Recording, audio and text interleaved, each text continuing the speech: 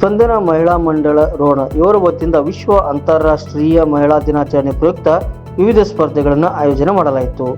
ಜನಪದ ಗೀತೆ, ಬೀಸು ಕಲ್ಲಿನ ಪದ, ಸೋಬಾನ ಪದ, ಬಡಪುಗಳು, ಜೋಗುಳ ಪದ, ಜಾನಪದ ನೃತ್ಯ ಹೀಗೆ ಅನೇಕ ಗೀತೆಗಳು ಹಾಗೂ ನೃತ್ಯಗಳ ಜನಪದ ಶೈಲಿಯ ಕಾರ್ಯಕ್ರಮವನ್ನು ನಗರದ ಜಿಕೆ ಬಂಡೆ ಗಾರ್ಡನ್ನಲ್ಲಿ ಕಾರ್ಯಕ್ರಮವನ್ನು ಆಯೋಜನೆ ಮಾಡಲಾಗಿತ್ತು.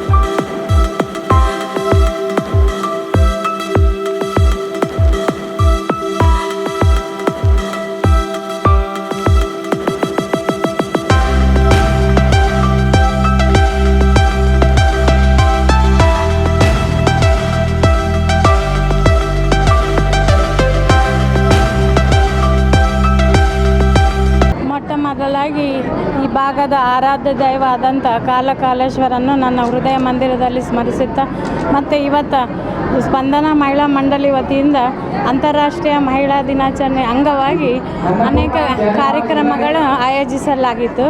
ಒಂದು ಬೀಸು ಕಲ್ಲಿನ ಪದ, ಜೋಗುಳ ಪದ, ಆಮೇಲೆ ಜಾನಪದ ನೃತ್ಯ, ಜಾನಪದ ಹಾಡು ಮತ್ತು ಗಂಡನ ಮ್ಯಾಗ ಒಗಟು ಬಿಟ್ಟು ಹೆಸರು ಹೇಳೋದು, ಇಂಥ ಅನೇಕ ಕಾರ್ಯಕ್ರಮ.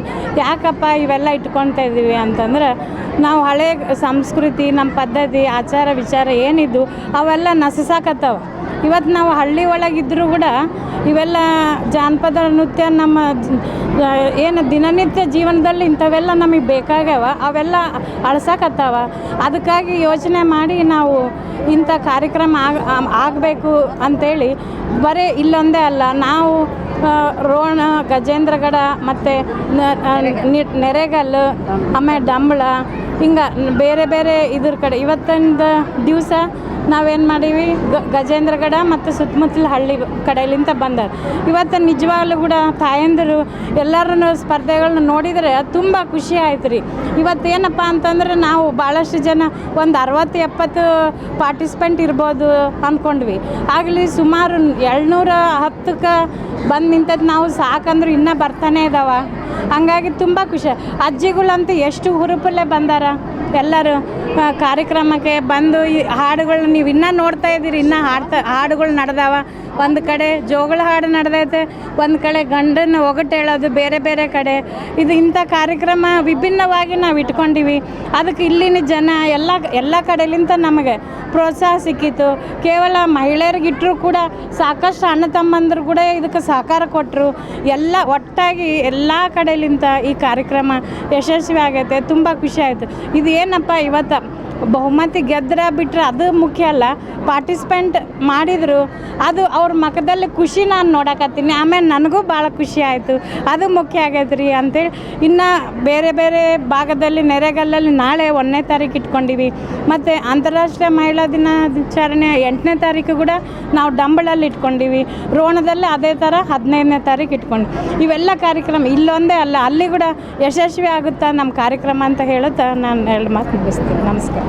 ರಾಷ್ಟ್ರೀಯ ಮಹಿಳಾ ದಿನಾಚರಣೆಯ ಪ್ರಯುಕ್ತ ಸ್ಪಂದನ ಮಹಿಳಾ ಮಂಡಳ ರೋಣ ಇವರ ವತಿಯಿಂದ ಇಂದು ಗಜೇಂದ್ರಗಡ ಬಂಡಿ ಗಾರ್ಡನ್ನಲ್ಲಿ ಮಹಿಳಾ ದಿನಾಚರಣೆಯನ್ನು ವಿವಿಧ ಸ್ಪರ್ಧೆಗಳ ಆಯೋಜಿಸುವುದರ ಮೂಲಕ ಹಮ್ಮಿಕೊಳ್ಳಲಾಯಿತು.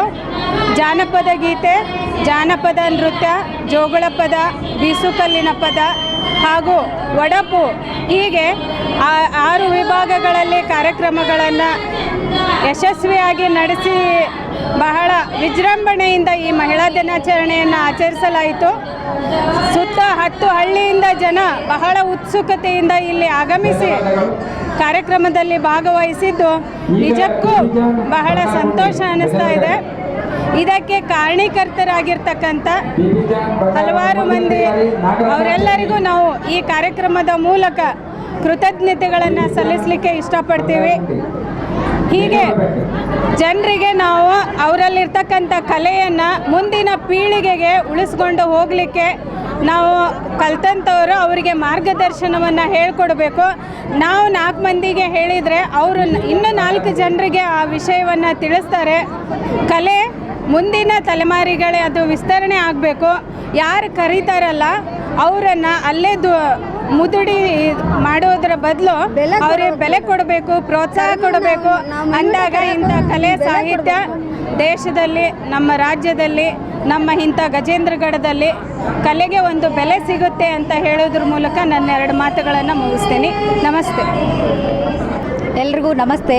ಅಂತಾರಾಷ್ಟ್ರೀಯ ಮಹಿಳಾ ದಿನಾಚರಣೆಯ ಅಂಗವಾಗಿ ನಮ್ಮ ಶಶಿಕಲಾ ಮೇಡಮ್ ಅವರು ಸ್ಪಂದನಾ ಮಹಿಳಾ ಸಂಘದಿಂದ ಅವರ ವತಿ ಒಂದು ಕಾರ್ಯಕ್ರಮ ಮಾಡೋಣ ಅಂಥೇಳಿ ಒಂದು ತಿಂಗಳದಿಂದ ಈ ಕಾರ್ಯಕ್ರಮದ ಬಗ್ಗೆ ಭಾಳಷ್ಟು ಏನಂದ್ರೆ ಹುರುಪಿಟ್ಕೊಂಡಾರ.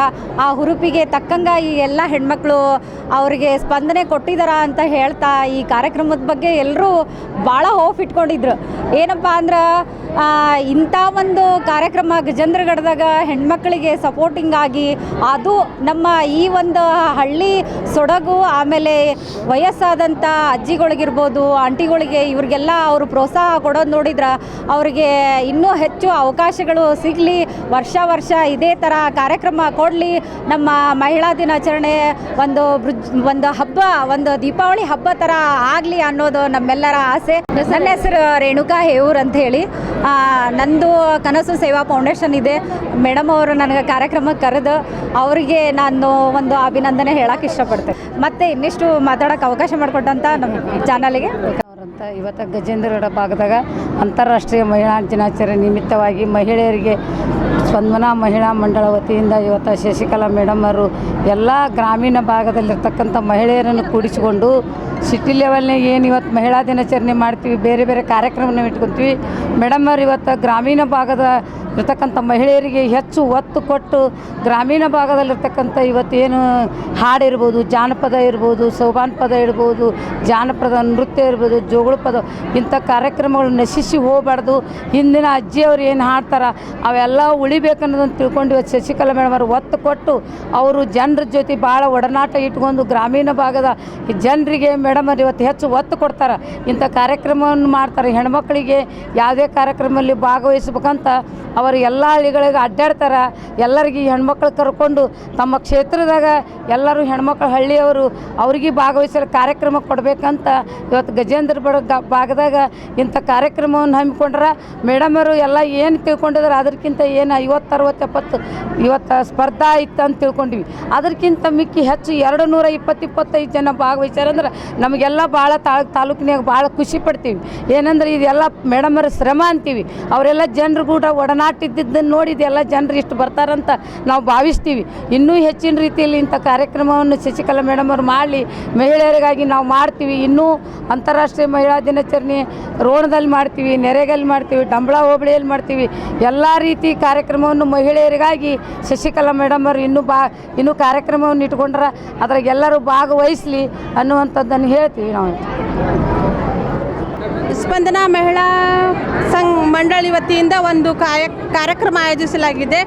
ಇದು ಎಲ್ಲ ನಮ್ಮ ಶಶಿಕಲಾ ಮೇಡಮ್ ಅವ್ರದ್ದು ಉದ್ದೇಶ ಏನಪ್ಪ ಅಂದ್ರೆ ಗ್ರಾಮೀಣ ಭಾಗದಲ್ಲಿ ಇರ್ತಕ್ಕಂಥ ವಯಸ್ಸಾದ ಮಹಿಳೆಯರು ಈಗೆಲ್ಲರೂ ಬಂದಾರಲ್ಲ, ಹುರುಪ್ಲಿಂತ್ರ ಬಂದಾರ. ಆದ್ರೆ ಅವ್ರಿಗೆ ಒಂದು ನಮ್ಮ ಮೇಡಮ್ ಅವ್ರು ಹೇಳಿದ್ರು, ನೀವೆಲ್ಲ ಇಲ್ಕಲ್ ಸೀರೆ ಉಟ್ಕೊಂಡು ಬರ್ರಿ, ನೀವು ಚಲೋ ಒಂದು ಮುದುಕ್ಯಾರ ಹಳೆಯ ಕಾಲದ ಸೀರೆ ಉಟ್ಕೊಂಡು ಬರ್ರಿ ಅಂತ ಹೇಳಿದ್ರು.